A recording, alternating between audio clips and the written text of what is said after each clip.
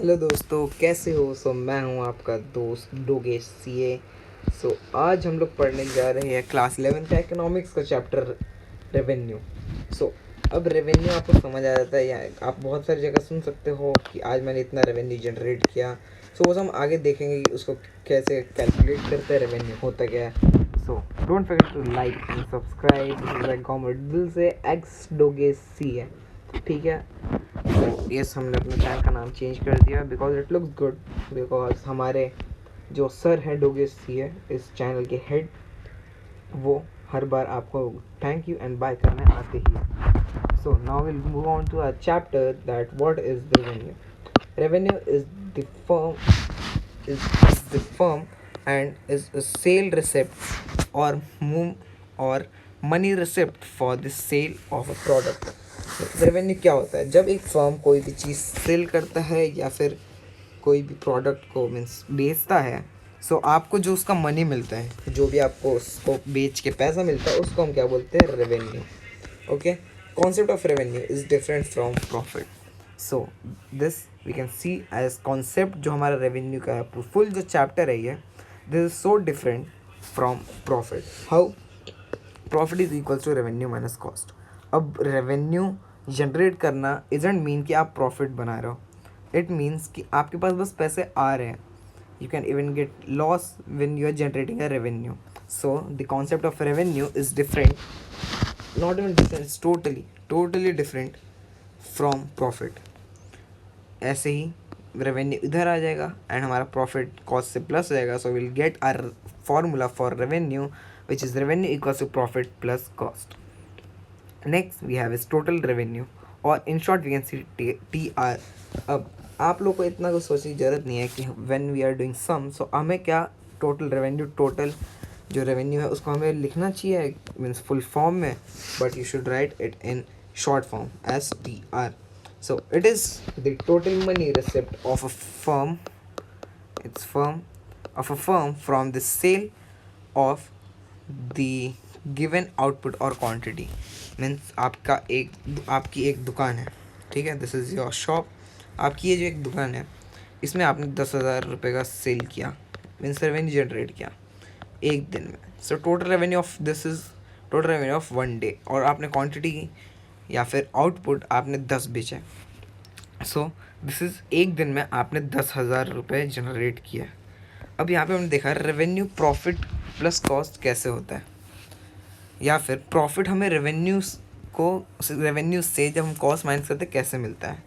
जैसे मैंने नीचे आपको बताया, आपने 10,000 का सेल किया, ठीक है, रेवेन्यू था हमारा 10,000 का। अब जो आपने 10 ये बेचे, आपने जब इसको होलसेलर से ख़रीदा, as you are a retailer, तो आपने उसको 50 रुपये में ख़रीदा था पर यूनिट, ठीक है। आपने हर एक यूनिट 50 रुपये में ख़रीदा था।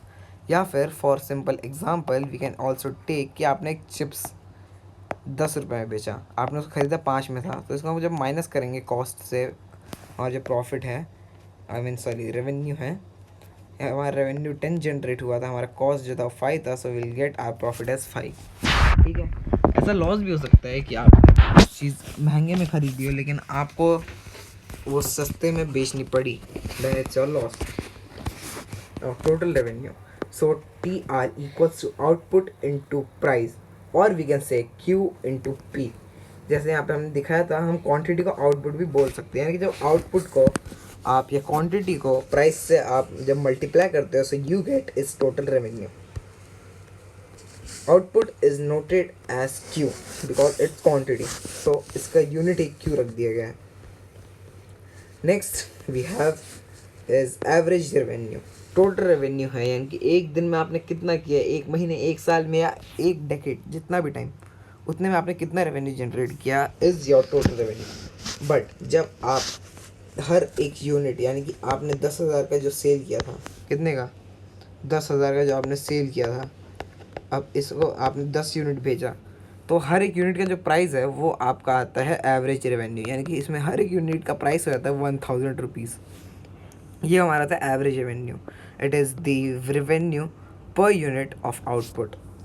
अब क्योंकि आपको ये कैसे मिला, जो कि सिंपल मैथ्स से आपको ये मिला है कि 10,000 बाय आप जब 10 करते हो, so you get is 1000 which is our A are.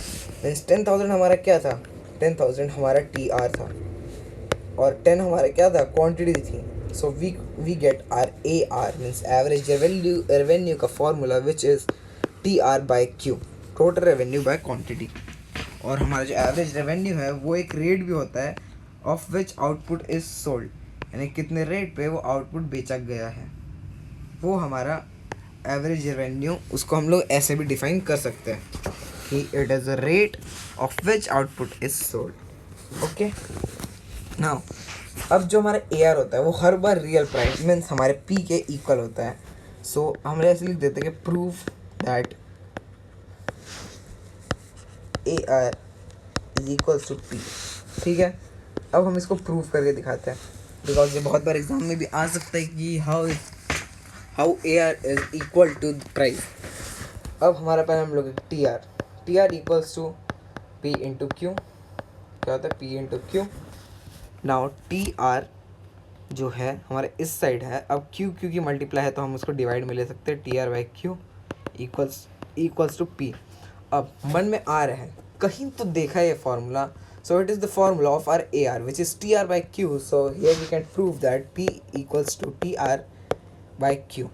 ठीक है, बहुत ईजी सा ये फार्मूला है कि how it's A R equals to P, कैसे ये हुआ। सो लास्ट में हमारा P equals to T R by Q होता है, टी आर बाई क्यू हमारा ए आर होता है, then we can prove that A R equals to P, hence proved.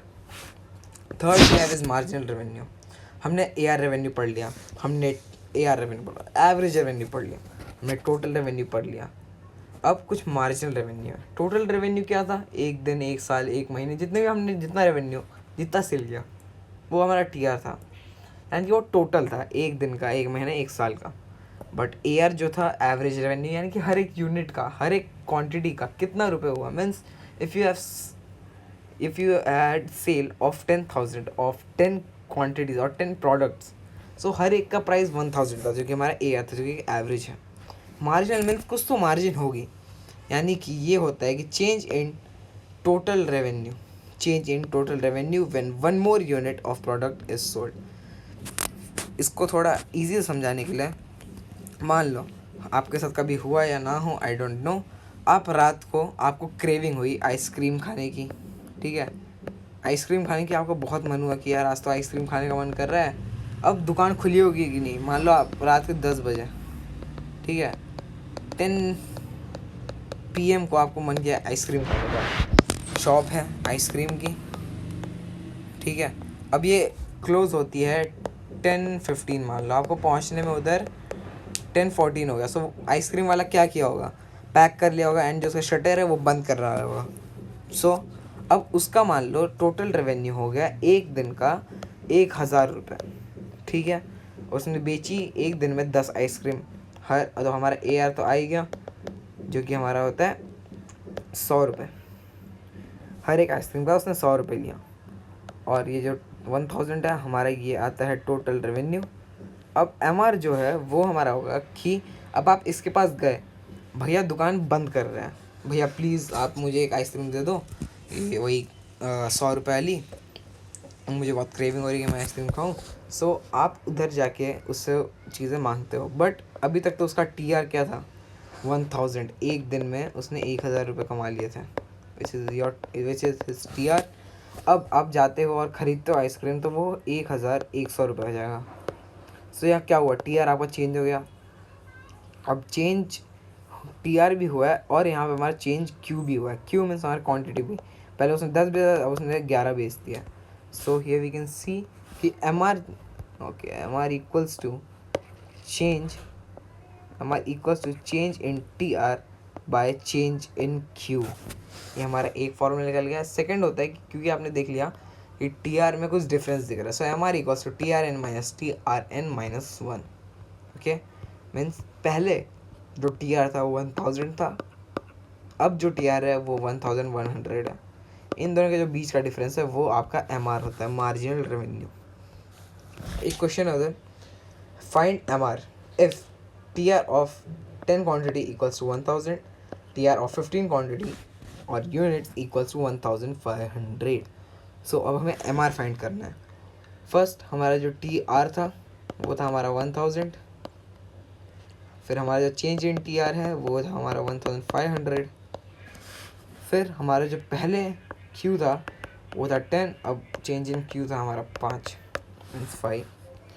अब हम क्या करेंगे, M R equals to change in T R by change in Q, that implies M R equals to 1500 by 15 which is equals to 100। समझे, easy था ना कि कैसे मतलब चेंज हुआ क्वांटिटी। बट अब यहाँ पे मैंने आपको ट्रिक किया है, आपको लगा कि हाँ यार सही है, बट आपको एक चीज़ जो इधर देखनी है वो है कि यहाँ पे मैंने क्वांटिटी और अपना टी आर क्या लिया था। चेंज इन टी आर हमारा कितना था, चेंज इन टी आर तो भाई हम लोग का 500 था ना। पढ़ लो अच्छे से, बिकॉज हमारा यहाँ पे जो माइनस हुआ है ये हमारा 1500 माइनस 1000 हुआ है which is R 500। Change in T R हमारा 500 है, समझे नहीं। ऐसे ही मैंने ऊपर भी आप लोगों को ऐसा दिखाया लेकिन आप लोग समझे नहीं, नो वरीज, बट फिर भी मैं आपको दिखा देता हूँ। अब चेंज इन टी आर हमारा 500 है, चेंज इन क्यू हमारा 1 है, so M R equals to 500 by 1, that implies M R equals to 500। Okay, T R में जो चेंज हुआ वो 500 का हुआ है and that is R M R. एक और क्वेश्चन हमारे पास, find A R and M R. अब जो हमारी प्रेजेंटेशन होती है फुल टेबुलर कॉलम में होती है, we to write it in table. अब हमारा आउटपुट है यानी कि क्वांटिटी है, यहाँ पे क्वांटिटी हमने एक सेल की तो हमें 20 रुपये मिले, 2 सेल की तो 36 मिला, 3 सेल की तो 48 मिला, 4 सेल की 56, 5 सेल की 60, 6 सेल की देन वी हैव 60, 7 सेल की तो 56। इतना हमने क्वांटिटी जैसे चेंज सेल की वैसे वैसे हमें वहाँ पे टी आर मिला है। अब यहाँ पे हमें बोला है find A R and M R. First हम लोग क्या करेंगे, इसको टेबुलर कॉलम में लिख देते हैं, like output T R M R A R. अब यहाँ पे जो हमारा आउटपुट है वो है 1 2 3 4 5 6 एंड 7। टी आर है हमारा 20 36 48 56 60 60 56। अब हम एम आर फाइंड करते हैं। एम आर हमारा होता है T R N minus T R N minus 1 और M R equal to change in T R by Q. अब यहाँ पे हमारा फर्स्ट एम आर जो होगा एज इट इज़ 20 ही आएगा, बिकॉज 20 बाय 1 इज 20। जब नेक्स्ट जाएंगे सो हम लोग T R N minus T R N minus 1 भी डाल सकते हैं, यानी कि इन दोनों में जो डिफरेंस है वो कितने का है, वो है हमारा 16 का। सो हम लोग यहाँ 16 डाल देंगे। अब 36 और 48 के बीच का डिफरेंस कितना है, वो हमारा आता है 12 का। अब इन दोनों अब 48 एंड 56 के बीच में कितना डिफरेंस है, वो आता है हमारा 8 का। अब 56 और 60 कितना है, वो आता है 4। 60 और 60 का डिफरेंस करो तो 0 आता है एंड 60 और 56 का डिफरेंस हमारा आता है वापस से 4। ठीक है, ये था हमारा M R, easy to find. But हम ए आर पे भी जाएंगे। अब ए आर होता है हमारा T R by Q. T R हमारा 20 है, 20 by Q 20 by 1 is 20। 36 by 2 हम लोग करेंगे विच गिव्स अस 18। अब हम करेंगे 48 बाय 3 जो कि हमारा आ जा 48 बाय 3 जो कि हमारा आ जाएगा 16। नेक्स्ट हमारा आता है 56 बाय 4 जो कि हमारा आ जाएगा 14। फिर आता है 60 बाय 5 हमारा 12 आ जाएगा, ये हमारा 60 बाय 6 हमारा 10 आ जाएगा एंड लास्ट 56 बाय 7 हमारा 8 आ जाएगा। This was so easy question. ऐसे आप और भी क्वेश्चन सॉल्व कर सकते हैं। लाइक आपको एम आर भी गिवन हो सकता है, आपको टी आर निकालना है, आपको ए आर भी गिवन हो सकता है, आपको टी आर एम आर निकालना है। Next we have is relation between AR and MR and AR। इन दोनों के बीच में कुछ तो रिलेशन होगा। So first is if AR is constant MR equals to AR। अगर AR constant होता है तो MR और AR सेम होंगे, ठीक है, इक्वल होंगे। A constant MR a constant MR shows that there is only constant addition to TR, यानी कि अगर MR कांस्टेंट होता है तो वो हमें क्या दिखाता है कि TR में भी कांस्टेंट एडिशन है, यानी कि यहाँ TR एक बार 20 है और MR भी अगर 20 20 20 20 20 ये है, सो यहाँ पे भी हमारा TR भी 20 20 20 ही जाएगा क्योंकि यहाँ पे कोई एडिशन ही नहीं हो रहा है। ठीक है, अब TR equals to AR into Q, AR into Q that implies TR equals to sum of AMR। क्यों? क्योंकि जो हमारा AR इंटू क्यू होता है वो हमारा आता है MR का समेशन। ठीक है, हम इधर जब AR को हम Q से मल्टीप्लाई करते हैं तो वो अगले वाले का समेशन होता है, समझे? यानी कि हम बोल सकते हैं TR equals to summation of MR। ठीक है, it means AR into Q equals to MR summation of MR sigma, hence sum of MR equals to AR into Q. Next relation between AR and MR when P is not equal to K. K हमारा constant है, P हमारा price है. In case of price is not constant, AR decreases and MR also decreases. अगर price constant ना हो तो फिर हमारा जो AR होता है और MR होता है वो दोनों कम हो जाते हैं। Next, MR decreases faster than AR। MR का जो वैल्यू वो ज़्यादा जल्दी डिक्रीज होगा AR से अगर प्राइस कांस्टेंट ना हो। Decrease in MR shows less and less is added to TR, यानी कि जितना MR कम होगा उतना ही TR में वो जो लेस हुआ है वो ऐड हो जाएगा। अब जो कि हमारा लास्ट आता है वो है कि कैन MR बी ज़ीरो और नेगेटिव। क्या हमारा MR नेगेटिव हो सकता है, ज़ीरो हो सकता है? सो यस, जब प्राइस हमारी कम होती है तो जब डिक्रीज़ हो रही होती है तो MR हमारा ज़ीरो या तो नेगेटिव होता है, या फिर व्हेन TR जब हमारा स्टॉप कर देता है इंक्रीज़ करना तब MR ज़ीरो आता है, और लास्ट जब TR डिक्रीज़ होता है तो MR नेगेटिव होता है। It means MR can be zero और नेगेटिव। सो ये हमारा एक छोटा सा चैप्टर था रेवेन्यू, जो कि बहुत इजीली अभी ख़त्म हो चुका है। आई होप आपको समझ आया होगा। हमने 2 क्वेश्चंस भी किए, आप और भी करते रहिएगा। मैं एक क्वेश्चन वीडियो आई होप मैं बनाऊं कि आपको थोड़ा और भी चीज़ें समझ आया। So wait for that video. I know मैं बहुत टाइम बाद आया हूँ due to some problems. And अब हम मिलते हैं अपने डोगेश CA से, जो कि हमारे गुरु है, इन्होंने हमको सब चीज़ सिखाई है।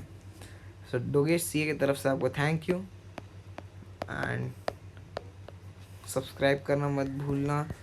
दिस वाज आवर इकोनॉमिक्स का क्लास 11 का इकोनॉमिक्स का चैप्टर नंबर होगा कुछ, and this was our chapter revenue by commerce. दिल से पढ़ाते हैं, दिल से। Don't forget to like and subscribe. I will see you in the next video.